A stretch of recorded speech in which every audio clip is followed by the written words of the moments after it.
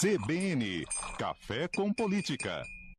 Tá apressado o Valmir hoje, né? Para falar de outros Tá com vontade de café. candidatos, a gente falou dos candidatos aí para o ProUni, mas tem os candidatos para as eleições municipais desse ano, os partidos definindo, né, quem oficialmente vai concorrer às eleições municipais. A maioria das convenções já aconteceu, mas tem um prazo ainda restante, né, Bruno Silva? Até dia 6 de agosto. Nesse caso é difícil quem deixa para a última hora, né? Bom dia.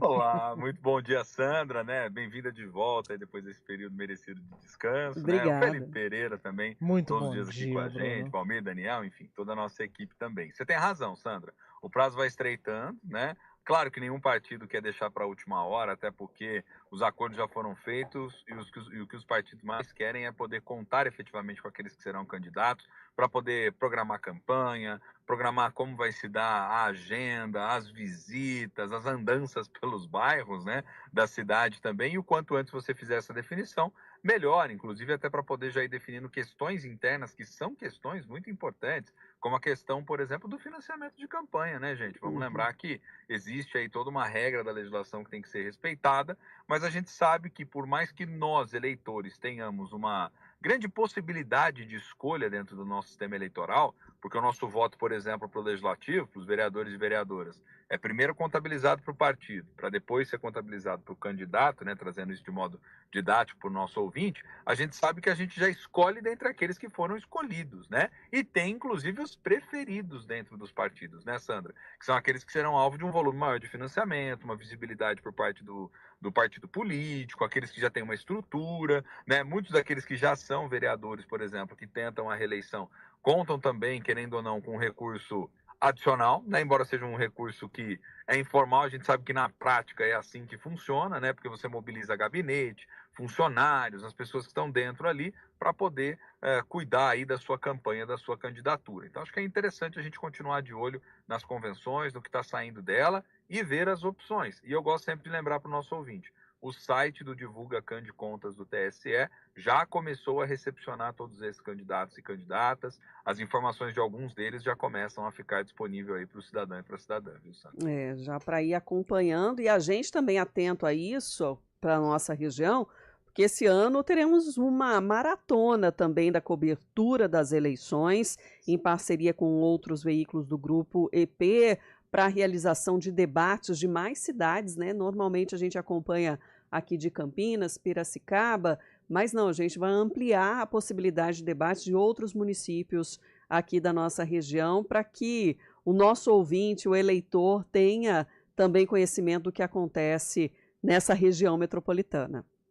E isso é extremamente importante, desde já também parabenizo, né, a todos os nossos parceiros, né, do Grupo EP por essa empreitada, até porque, Sandra, em eleição municipal tem um elemento que é interessantíssimo, né?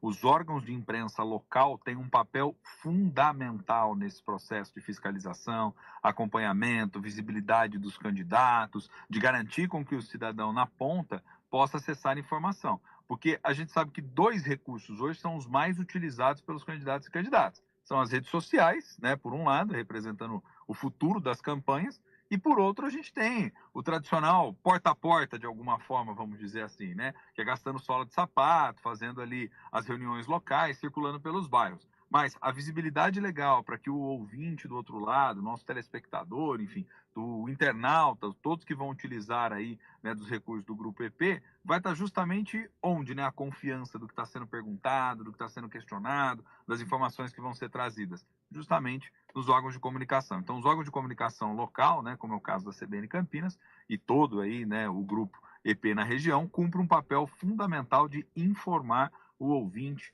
do outro lado aí a respeito das opções que terá no horizonte e os desafios da sua cidade, né, Sandra? E se for pensar em relação a eleições mais antigas, o prazo de divulgação da campanha diminuiu bastante, né, o Bruno? Esse é um ponto importante. Você sabe que eu, particularmente, né, já escrevi sobre isso, já participei de debates, né? Debates mais midiáticos, acadêmicos sobre esse assunto também.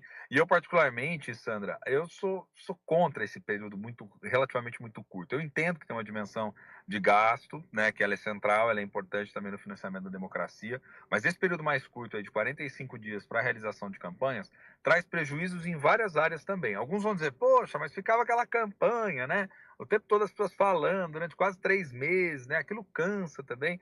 Tudo bem, não precisava ser 3 meses, mas também acho que 45 dias é um período extremamente curto. Porque, por exemplo, tem um problema que pouco se debate, pouco se discute, que é o fato de que essas candidaturas, muitas delas, têm dificuldade até de serem chanceladas pela Justiça Eleitoral dentro de um prazo hábil. E aí, quando o eleitor vai ver no final das contas, muitas concorreram sub júdice, ou seja, não tiveram um despacho judicial final para saber se efetivamente são ou não são candidatos, né? Tem até uma reportagem que há uns tempos atrás eu estava lendo, falando sobre isso, que o prejuízo foi milionário, por exemplo, de financiamento de campanhas em candidaturas que, no final das contas, não poderiam ter sido candidaturas porque tinha algum tipo de irregularidade, tinha algum tipo de documento que não foi apresentado para a Justiça Eleitoral, algum tipo de problema nesse sentido. Então, acho que isso é um desafio também do ponto de vista da organização, né, da campanha como um todo. Então, eu penso que se o período fosse um pouco maior, pelo menos dava esse respiro para a Justiça Eleitoral e dava mais visibilidade, viu, Sandra? Porque tem um outro ponto que eu também sou relativamente crítico, viu? Eu sei que as eleições, por exemplo, dos Estados Unidos têm uma relevância extremamente grande para o mundo, mas muitas das vezes elas ficam em segundo plano frente às eleições municipais, que são extremamente importantes para todos nós, né? É isso mesmo.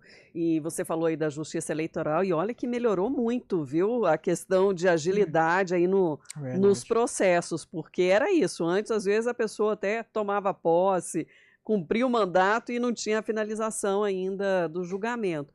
Agora não, pelo menos consegue, em muitos casos, resolver antes mesmo do dia da votação. Isso, com certeza, mas o período continua curto, principalmente em eleições municipais. Nas nacionais é menos ruim, vamos dizer assim. Vou dar um exemplo. Porque as eleições nacionais, quando você tem aí deputado federal, estadual, movimenta o quê? 25, 30 mil candidaturas?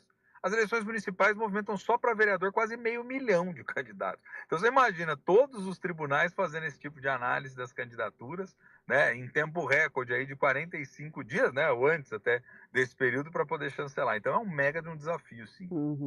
E a gente sabe que nesse processo eleitoral tem um monte de dúvidas, né? E a gente vai estar também com a prestação de serviço, né, com orientação para o eleitor para esclarecer todas elas e de forma muito rápida e prática. Nós vamos contando aos poucos aqui para os nossos ouvintes. Bruno, obrigada pela participação e até amanhã.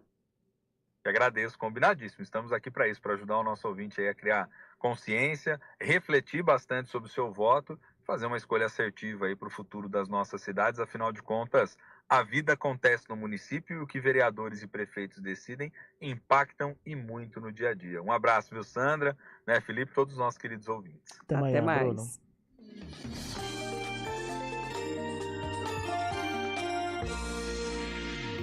Sétima Campanha Regional de Combate ao Aedes